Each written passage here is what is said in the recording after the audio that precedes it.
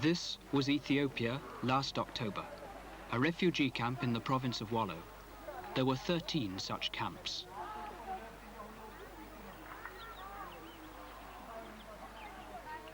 It was not until October that the outside world learned of the catastrophe of the unknown famine.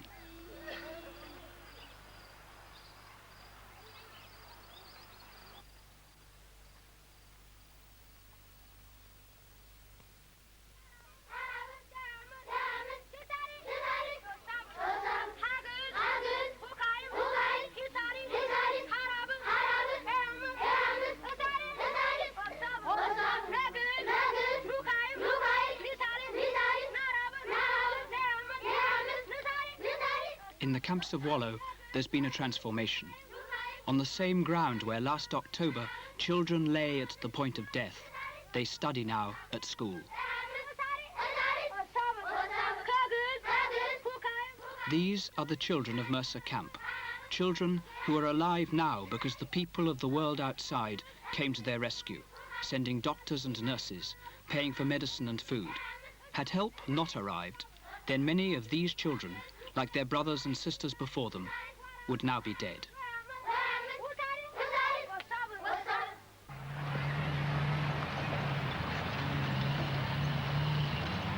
There is no shortage of relief now for the camps of Wollo.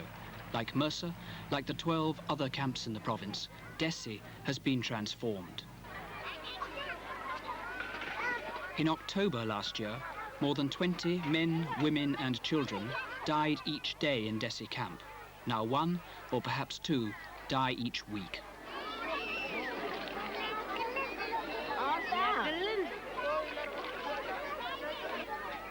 In October, the 500 children here had as their first meal of the day 1 cup of weak tea.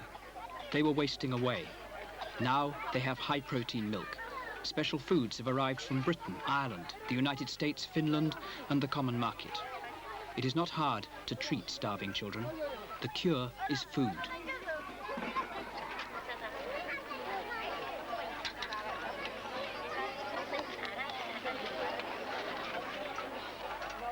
In October, this health officer ran Dessie camp on his own. He predicted then that if supplies did not arrive from the outside world within a month, 1/3 of the children here would die. The supplies did arrive. If we take these two children, These two? These two, Still crying. they were emaciated, Yeah. skinny, and very weak. But now they have improved, and she has also got her normal weight, and she's healthy. She's quite a healthy child. Yes, she is healthy now. But last time, she was almost skin and bone. She was here last time. Yes, she was here. And if she hadn't had the treatment and the medication and the food, would she have died? Yes, yes. She was a miserable infant, almost malnourished. And she had been in the intensive feeding ward. Is she typical of a lot of children here? Yes, she is. She is. Last October, this sick ward was grotesquely overcrowded. The dead lay undiscovered amongst the dying. There was not one doctor in the camp. That too has changed. By the beginning of this year, there were 10 doctors here, some from Britain, some from Ethiopia. There were nurses, dressers, orderlies.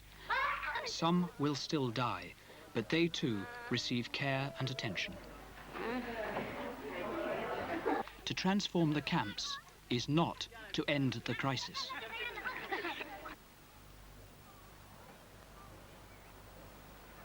"400 miles away in the capital city of Ethiopia, Addis Ababa, there's been transformation and crisis too. In the last 3 weeks, Ethiopia has experienced a political upheaval. There's been a revolt by the army, the first general strike, the collapse of a government which has been in power for 30 years. In this political convulsion, the famine played a leading part.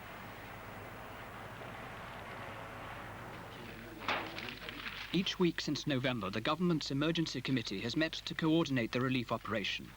The ministries represented here must take much of the blame for the deaths from starvation last year. Ministers like Malatu Dubebe did nothing for too long. When they finally sought help, they asked too quietly for too little, and it was too late. They had been warned. The Ministry of Agriculture reported 6 months in advance that the spring of 1973 would bring famine to Ethiopia. The government suppressed the report. In the Ministry of the Interior, some knew and kept quiet. Others suspected, but did not bother to discover what was happening in the land they administered. The Ministry of Information, with the ignorance, indifference, and pride of the Ethiopian ruling elite, failed to alert the world and consciously hid the disaster from its own people. By the end of last year, that had changed utterly. Secrecy and indifference had given way to openness and urgency.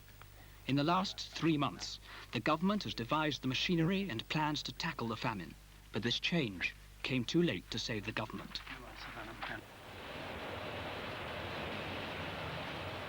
On the same day that the Emperor of Ethiopia, the father of Africa, Haile Selassie, arrived to open the 22nd session of his beloved Organization of African Unity, his entire government resigned.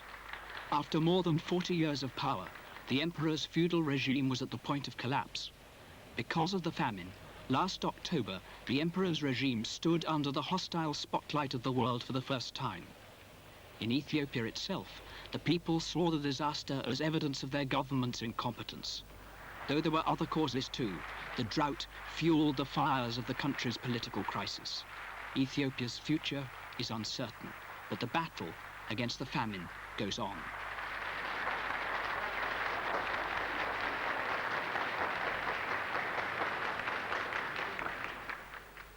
Ethiopia is not the only country in Africa devastated by famine.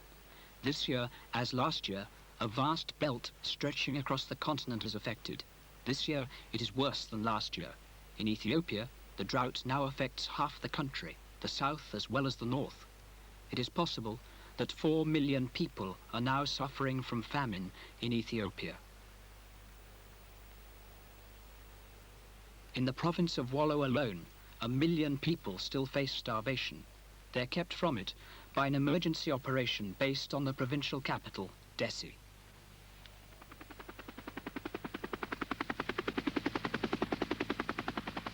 The operation is spearheaded by the Germans, flying deep into the interior with doctors, nurses, and emergency supplies. There are now more than 30 international agencies in Wollo. Helpers arrived from Britain, from Europe, from the United States, from China, from Africa, Canada, Australia, and South America. Altogether, more than £15 million has been committed in aid to Ethiopia. It will all be needed. The full extent of the catastrophe in Wollo is only now becoming apparent. It was the German helicopters flying over deserted farmland empty of animals, bare of crops, which proved that the worst fears were justified. It was the helicopters which discovered that village after village was wholly deserted.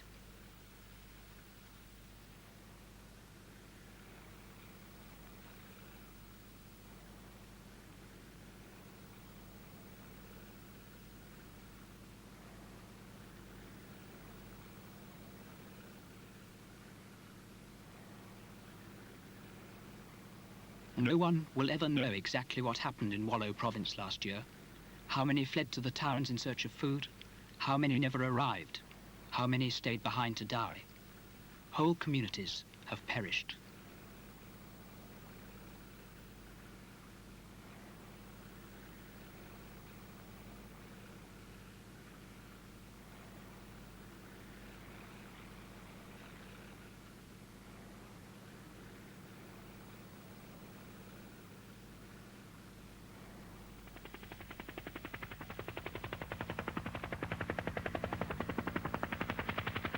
In this part of Wollo, there are no roads. For many of those who remained in the interior last year and survived, their first evidence of outside civilization has been the helicopter. These peasants, for long ignored and forgotten, have never before received attention of any kind. They are now wholly dependent on relief.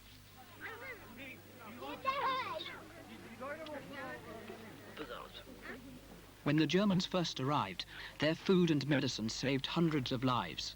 In the last 3 months, helicopter teams have brought these peasants back to a precarious normality.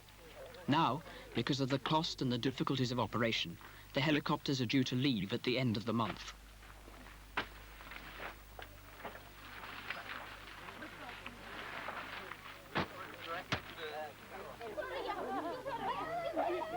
In this village, 300 patients wait each day for attention at the new clinic.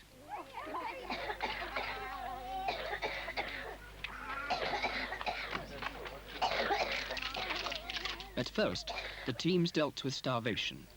Now, they treat the everyday diseases of this part of Africa.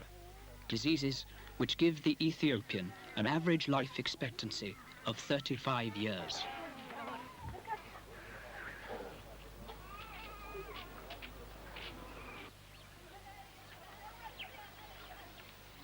But the future is not only a matter of medicine. The villagers of Wollo are amongst the poorest in the world. Even in good times, the peasants are pressed by absentee landlords demanding half their crop in rent, live from hand to mouth. Without land reform and new farming techniques, the families which exist in these remote villages will live in constant crisis.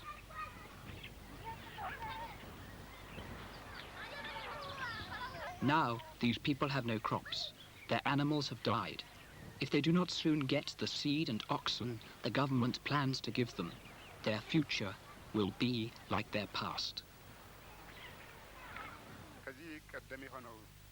The elders of the village will witness the final collapse of their community.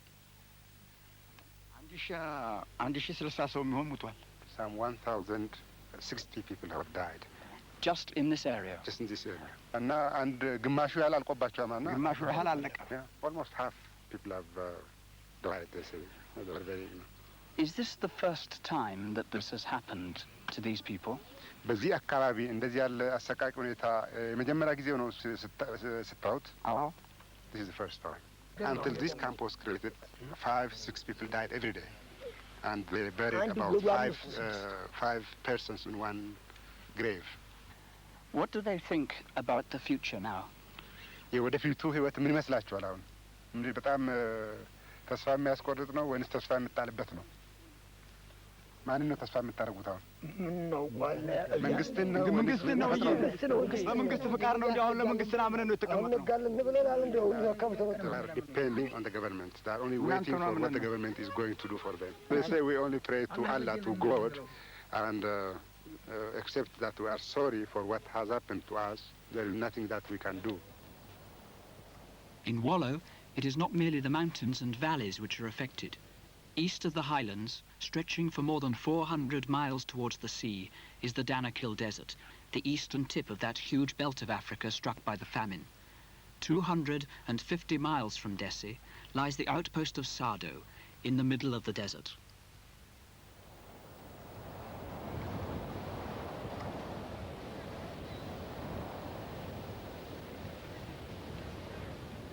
Sado looks out over a dead land. This is the territory of the Danakil tribesmen.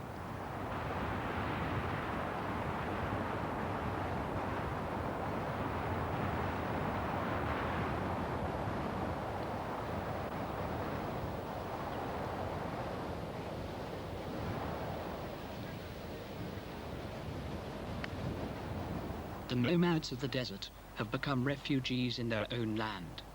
Now, after 4 years of drought, the existence of an entire race is in jeopardy.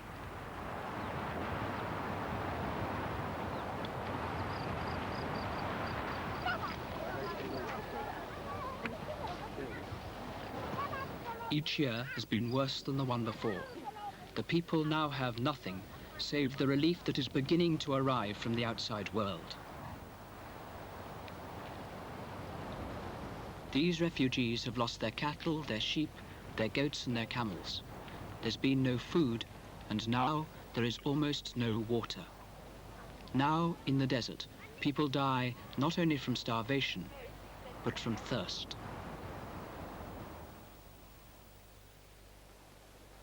Almost all these graves in Sado have appeared in the last 6 months. It's feared that almost half the nomadic population of the Danakil Desert has perished in the famine.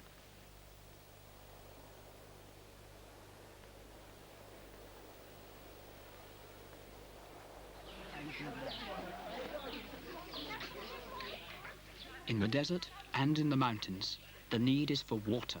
Water for crops, water for animals, and water for people.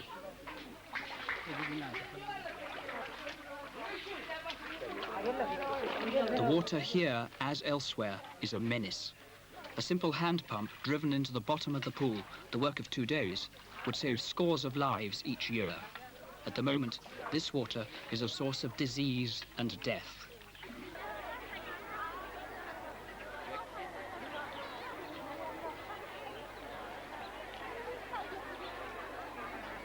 These people, at one feeding centre in Wallo, form a tiny part of those throughout the province, throughout Ethiopia, who still face starvation. If, in the next few months, food does not reach the interior more quickly, then many will die. This year will be like last year. The lives of the men, women, and children of Ethiopia are once more in danger.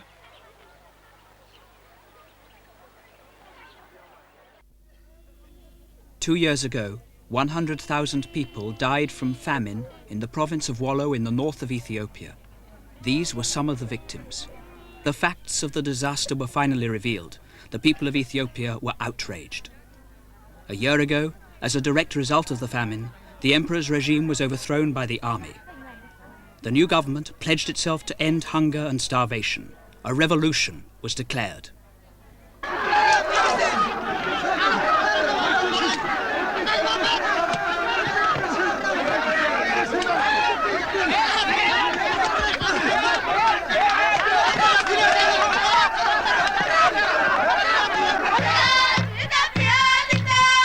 In jubilation, thousands of peasants converge on the town of Silti in southern Ethiopia to celebrate the revolution, their liberation.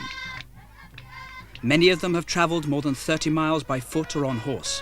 It's the first time in their lives that such a gathering has taken place.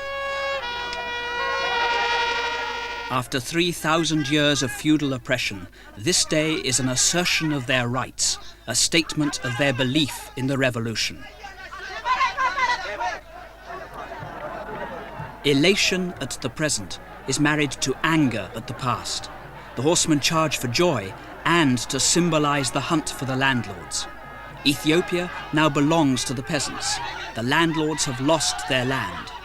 But the revolution spills blood. Peasants and landlords have fought pitched battles, the spears of the revolution against the guns of reaction. On both sides, many have died. Yet, in the 6 months since land reform was declared, 2/3 of the population, more than 15 million people, have been enrolled in peasant associations which now control most of rural Ethiopia. No revolution in the history of the world has moved so fast. Spontaneously, the poorest peasants, who own nothing, chanting a song of the revolution, dig symbolically at the earth, which last year they worked for the landlord, which this year belongs to them.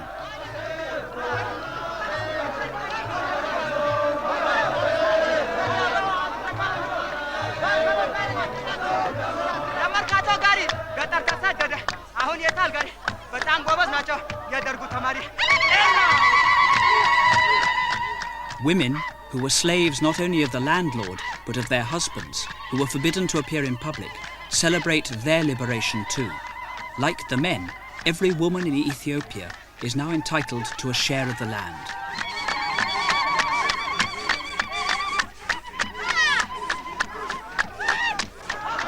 In the past, peasants grew maize for the landlord to sell.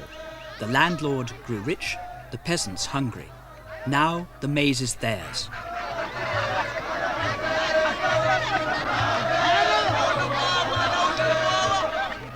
The tanners of hide, despised by all, emerge from their shame to display their craft in pride. The delicate skills of the women were despised too. They worked in their huts unseen, married at the age of 10 and rejected, divorced on a whim by the age of 20. They now assert their right to dignity and respect. The red star of revolution has reached the countryside. For some, it proclaims a socialist future. Banners name scores of villages, like Hagadole, Dili and Warobi, from which the peasants come, forgotten places that appear on no maps.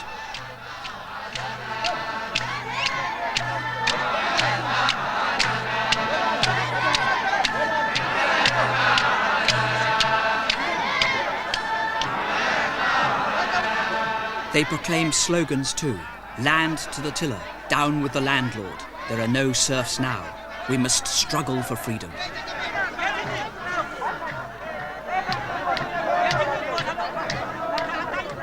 The guardians of this peasant revolution are students. 65,000 of them sent out from the capital and now scattered through the country to preach the message of the revolution. Shot at, sometimes killed by rebel landlords, they're followed without question by the peasants. They're now the most powerful, most radical political force in Ethiopia. After hours of celebration, there are speeches. The peasants' leader, elected by his people in secret ballot, reads a poem he's written for this day.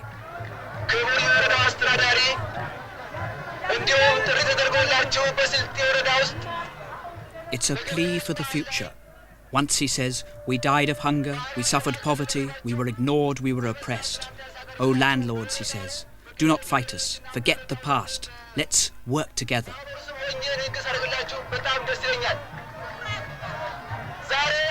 Then he warns, those who wish Ethiopia ill, let them be destroyed. Ethiopia's rush towards socialism is haphazard.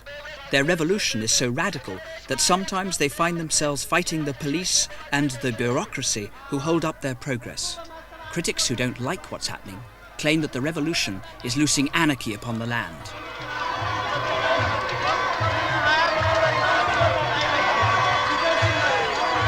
The ministers of land reform and agriculture are typical products of the revolution, emerging from nowhere to hold office for the first time. The new men share the elation of the peasants. It was a thrill for them, and it was a thrill for me to watch them do this thing. It can't possibly go wrong with all this excitement and participation by the people. After all, the whole revolution is for the people and by the people. Are you worried at the speed at which the revolution is taking place in the country? The speed, I don't know, but I have been operating in the field of agriculture for the last over 17 years anyway. You were a manager of a farm, in fact. I was a manager of a farm, and I had worked with the farmers. Someday, I knew it was going to come, because no population could have gone through what they have gone through in this country without having to resort to such a thing. It had to come. If people had to go to bed hungry, they must do something about it. If government was not prepared to give it to them, then I feel it's only human to reach and get it. A lot of people from outside, hearing about what's happening in the country, knowing that there are a lot of struggles and battles, say that there's no law and order to the revolution. What's your reaction to that? You know, law and order, if you take it, in the traditional terms, particularly in the Western sense, doing what the peasants want to be done might be, in contravention to law and order. But what we intend to introduce is a revolutionary, legality, not the Western concept of law and order. Sending cops all over the country to really, punish the peasants for doing what they are doing. What we intend to introduce is really revolutionary legality in this country. You speak as if there is still a bureaucracy and a police who are, in a sense, holding up the development of the revolution. Definitely. Of course, in a socialist context, the first thing to be tackled is to really, junk all the previous, penal provisions, which used to really punish people who stood strong in defense of their rights. We can't really go that way at this particular moment. Everything which goes against the interests of the peasantry, against the mass, has to be junked. What you're saying is that a Western concept of law and order is really quite irrelevant. Irrelevant in this context.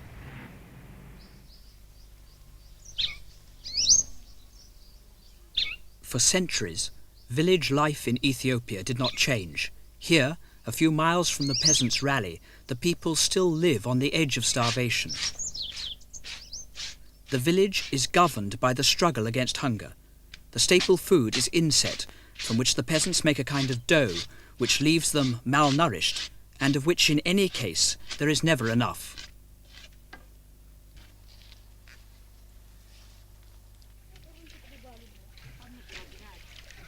The region lacks water. In the dry season, women make a 5-hour journey to this spring to collect a day's supply of water for the family, a walk of 10 hours every day. The water hole's dirty and breeds disease. In Ethiopia, 80% of the people have no access to medicine. The sick cure themselves or die.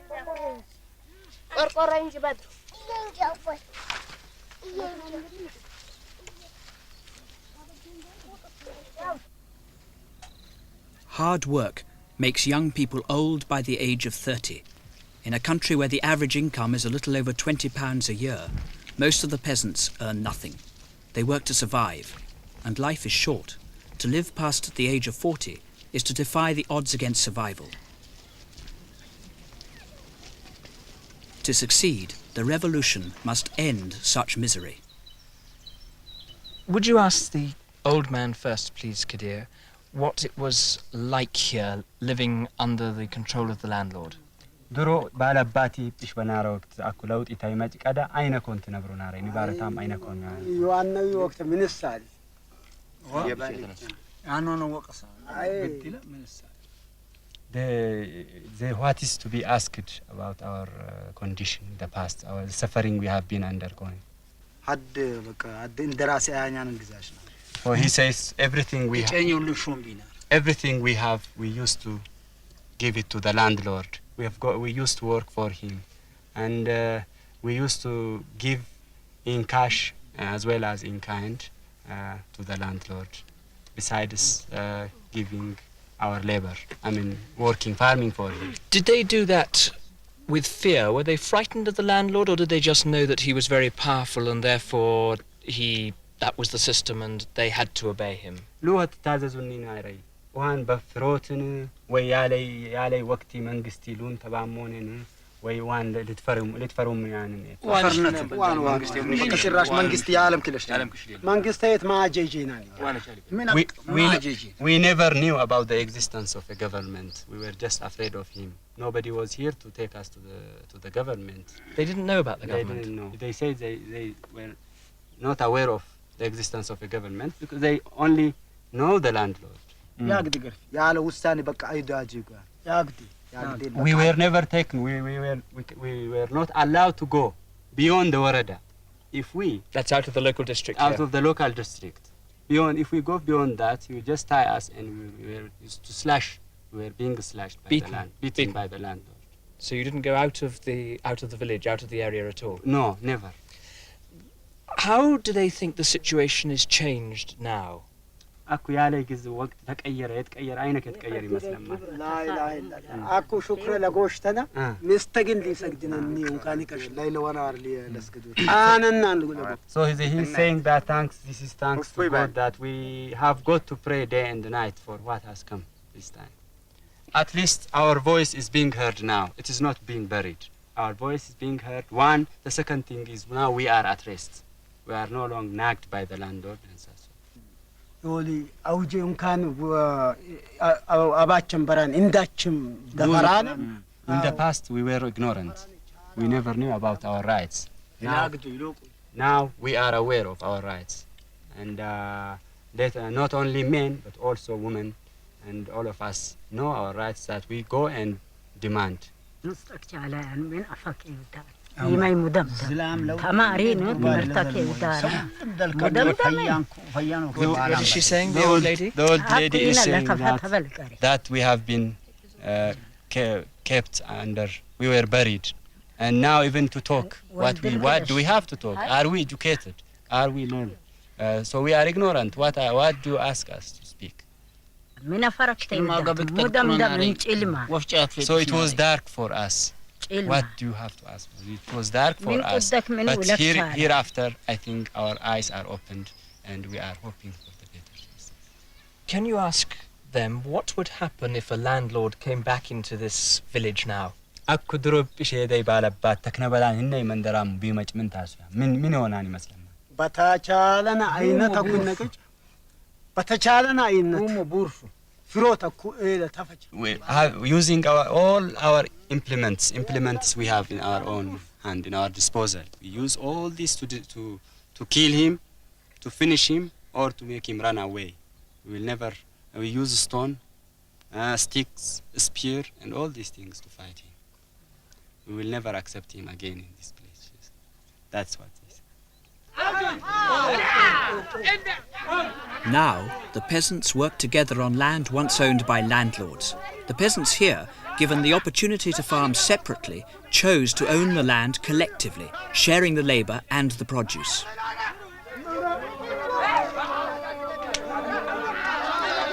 Their mentors, the students, join them in the fields, even learning with some difficulty how to wield a plough. Trusted by the peasants, they explain about exploitation and oppression.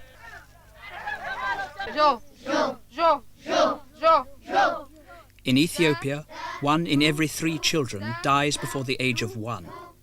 Of those that survive, 9 out of every 10 grow up unable to read or write. The students are now taking education into the countryside for the first time. They learn the alphabet today. Tomorrow, they will be taught about politics and about socialism.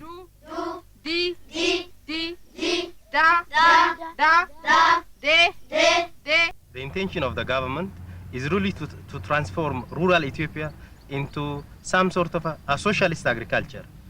We really don't want to give the peasant piece of land and tell them that this is the end of the story. We really want to educate, to persuade them that until such time that the rural sector is really structured in a form of a socialist agriculture, we won't really conquer the problems that we are encountering. Actually, one time in the history of Ethiopia, we think to see collective farms in all parts of the country.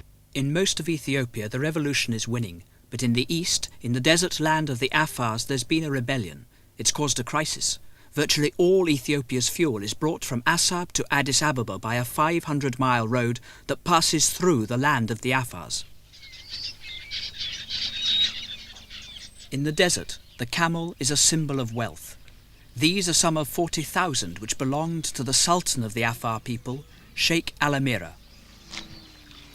They drink from the river which runs through a huge area of desert over which the Sultan ruled unchallenged until 2 months ago.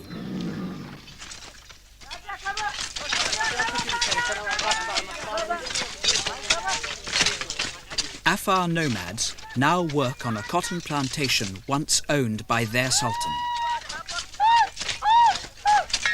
2 months ago, some of these men were fighting for the Sultan against the government of Ethiopia. Now their ruler has fled and this land is theirs, given them by those they fought.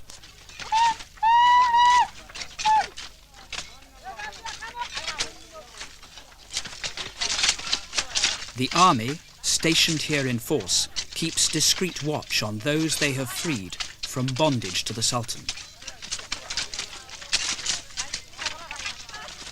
The Sultan of the Afars had oppressed his own nomadic people, driving them off his land, replacing them with agricultural labourers from another region. Yet, traditionally hostile to alien rule, his people obediently followed the Sultan when he rebelled against the government, which was about to nationalise his land.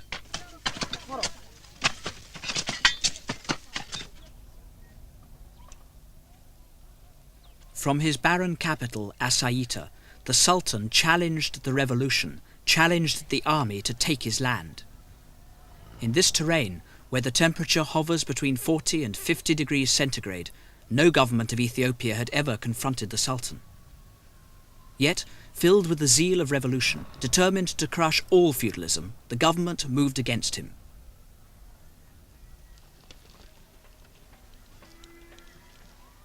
The Sultan led his people to believe that the government wished to destroy them. There was a bloody battle in these quiet streets between the army and the Sultan's men. The fighting lasted 3 days before the Sultan was driven out.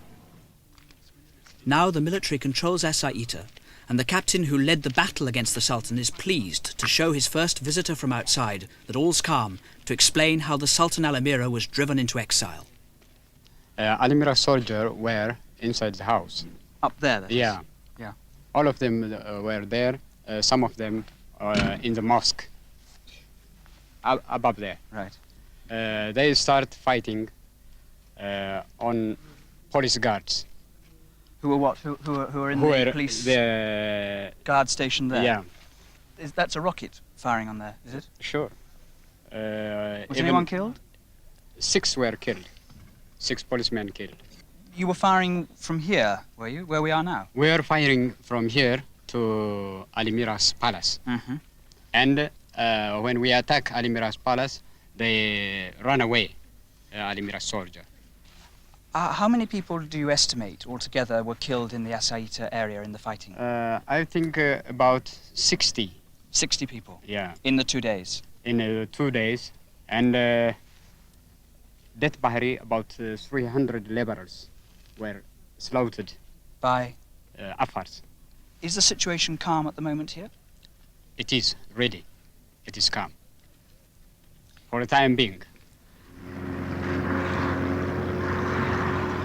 Yet, such are the wages of revolution in Ethiopia, the crisis is not yet over. The tankers which transport Ethiopia's fuel from the sea into the interior now run the gauntlet of the Sultan's guerrilla force. In the last 2 months, bridges have been blown up and tankers destroyed. The trucks move in convoy under military escort, up to 200 at a time. As a result, the round trip from the sea to the capital and back now takes 3 weeks instead of 7 days. Ethiopia is starved of fuel. It's all but impossible to buy petrol outside the capital. An economy cannot indefinitely sustain such paralysis. It is vital for the government to win over the Afars, to have them register in peasant associations, to sign up for the land which the government has taken from their leader to give to them. The Sultan had told his people that the revolution would steal their land, taking it from Muslim nomads to give it to Christian labourers. It was that lie which led to the uprising. Now, the Afars are learning the truth. Already more than 5,000 men have claimed their right to the Sultan's land. The army preaches the unity of Ethiopia. The Afars need a translator to understand.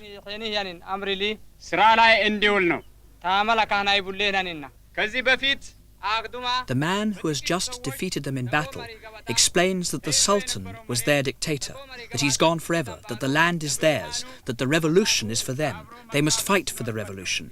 The government will only relax if its message reaches the guerrilla forces still loyal to the Sultan, who wander the desert, resist the revolution and so threaten it.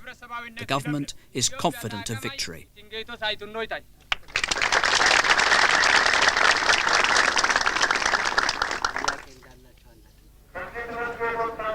500 miles away, military dignitaries from the outside world listen to another message from the revolution. The chairman of the Provisional Military Government of Ethiopia, General Teferi Benti, the revolution's only public figure, is heard by an international audience which is deeply interested in the strategic position of Ethiopia and deeply concerned by the scale and pace of the revolution.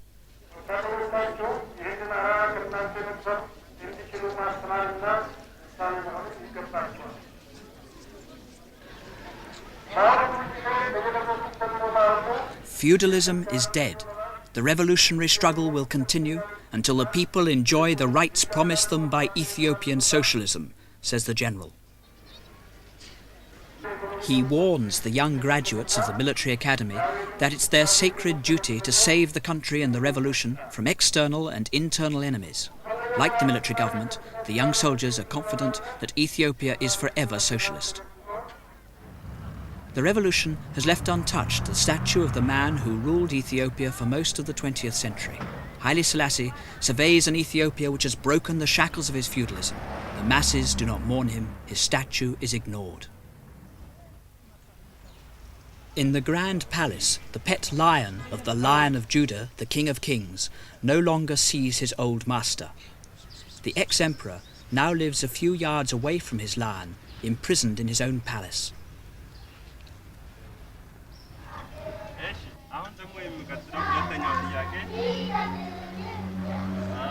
Just out of earshot of the palace, in the grounds of a house where the emperor kept a favourite lady, the waifs and strays of Addis Ababa start a new future. Last year, these destitute children roamed the streets. Now rescued, they symbolise the hopes of the revolution. They sing a song of the revolution. For our beloved country we must fight. For the future of the land we love, we must work. It's to these children that the future is dedicated.